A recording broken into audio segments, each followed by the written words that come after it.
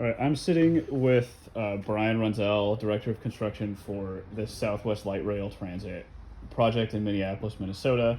This is part of MGMT 5113 for Dr. Matt Bowler. Uh, so, Brian, I guess the first kind of easy questions are like, what formal management training have you had?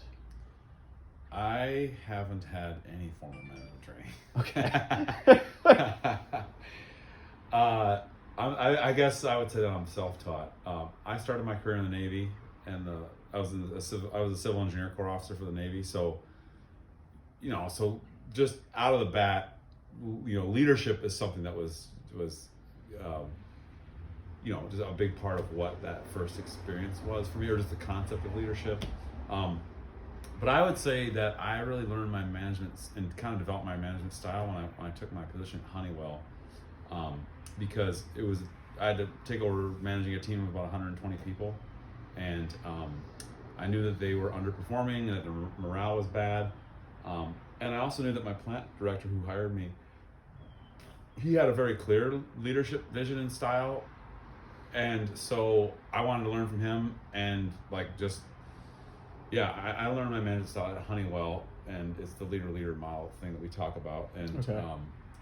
and so I feel like and is there a difference between leadership and management? I mean, they're just they're very correlated, I guess. I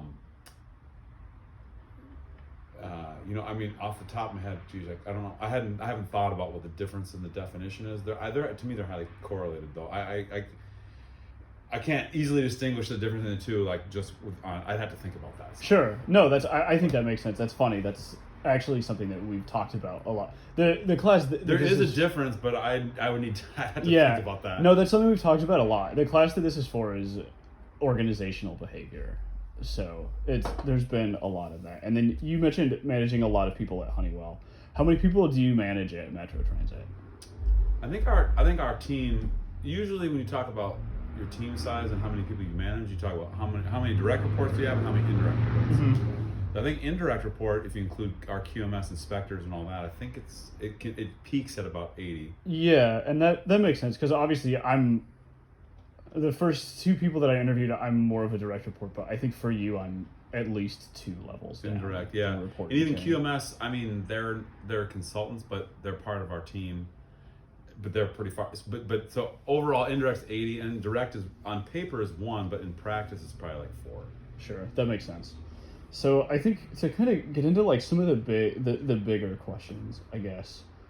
Well, I'm still thinking about that leadership. We'll see. We'll see if we get there. I don't have we have like 12 minutes, okay, so right, we'll see if we make it. I think just to maybe start with probably an easy one, but what's the best management advice that you've received? The best management. So again, I mean, I more think about leadership, but so the best leadership advice. Or best leadership advice. Yeah, the best leadership advice I've received is, I probably just that you're there to remove roadblocks from your people. I mean, like that, like at its simplest, like that's what you're there as a leader to do, is remove roadblocks for your people so they can perform. Okay, I think that's a really good answer. So then, like, what do you think would make somebody a good leader and give somebody those abilities to remove roadblocks? So I think that emotional intelligence is probably the most important thing that a leader can have. So it's that ability to know your own emotions, manage your own emotions, recognize emotions in others, and then be self-motivated and help use your knowledge of other people's emotions to develop those relationships. I mean, I think emotional intelligence is the most important thing. I would agree with that, and I think again it's interesting. One of the questions that we'll ask in a little bit is about how you hired managers, and I think that emotional intelligence is something that showed through with when I talked to both Andy and Michelle. So how do you try to understand your employees? Do you try to get to know them on a personal level? Do you try to seek out meetings with people outside of work? Yeah, definitely. Yeah, I mean, it's been a little bit more difficult in the pandemic time here. I mean, in the past, like when I worked at Honeywell, I had a few different barbecues here, so people come over. But yeah, I mean, I'm definitely more of a I like to get to know someone on a personal level. And I would say even with our team now, the level of, I've got a fair number of personal relationships with different people in the team, but it varies in degrees depending upon the person. Sure. But yeah, I think it's really important to connect on a personal level and just to let people know that you're a human being and you have the same feelings and thoughts that they do about things. Definitely. So what do you think are like differences and challenges that you found between managing people and like managing work or managing tasks? You know, sometimes it's nice to be able to bounce between the two because I really enjoy, we have an Airbnb. So we have an Airbnb guest. I kind of like being able to bounce between the two because sometimes you can get tired of both. Yeah. So sometimes it's nice just to be able to do a task and not have to worry about like how that task is going to feel about it. But I also really do enjoy the emotional intelligence side of interacting with people and understanding people's emotions and stuff. But sometimes you need a break from that. So I don't know. So what was your question? What do you like? Just like what are the differences? What are the challenges? The differences and the challenges. I think it is more challenging to manage people because you have to take people with where they're at in life, and they may not be in the same spot that you are at with whatever issue you're working on them with. They may not be in the same spot, and so I think the challenge is just recognizing where they're at and figuring out how to meet people where they're at to like then work together to move something forward. You know what I mean? Yeah, definitely. I think that's a really different dynamic. Do you what do you wish you had been better prepared for when you took on management roles? What do I wish I had been better prepared for?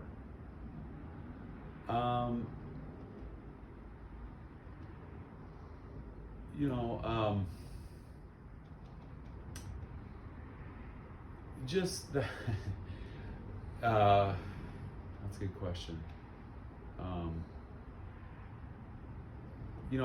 wish that I had. I'm not sure. What would I have been better? Wish I had been better prepared for. Can we skip that one? Come back to it. Yeah, definitely. So, like I said, one of the things I really wanted to ask you I have to do 3 interviews for this class, and the other 2 of them I interviewed Andy and Michelle, who you hired. So, when you were hiring managers, what were you looking for in those people, and was that at all different than like hiring me to be a project engineer? Yeah. So, I guess what I was looking for was. What was really important to me is I really wanted people who wanted to be here and that like had a passion for, I could tell had a passion for transit. So someone who's got a good attitude towards that. To be honest, I don't know if those 2 really had a lot of management experience before that, and that was okay with me because what I was looking for were, yes, do they have a desire and passion to be here? Are they problem solvers? And how do, you try when you're doing that interview, you try to sense during the small amount of time you have during the interview, like, are they going to be able to connect with their team members on that emotional level that you need, I think, to be a good leader, right? And so it's not that they had to. I guess from my perspective, it's not that people have to be there. I don't think people have to already have all of the skills necessary for their position. Do they have the desire to want those skills for their position? Because I really think that in every job I've taken, it's been a growth opportunity for me and a chance for me to learn something new and different. So I'm not necessarily looking for someone who already has the skills.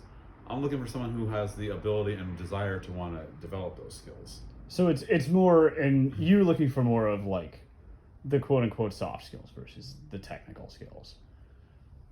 Yeah, I mean, yes, I think so because the challenge is that I think you can teach the technical skills. I don't think you can. The soft skills are harder to teach. Right.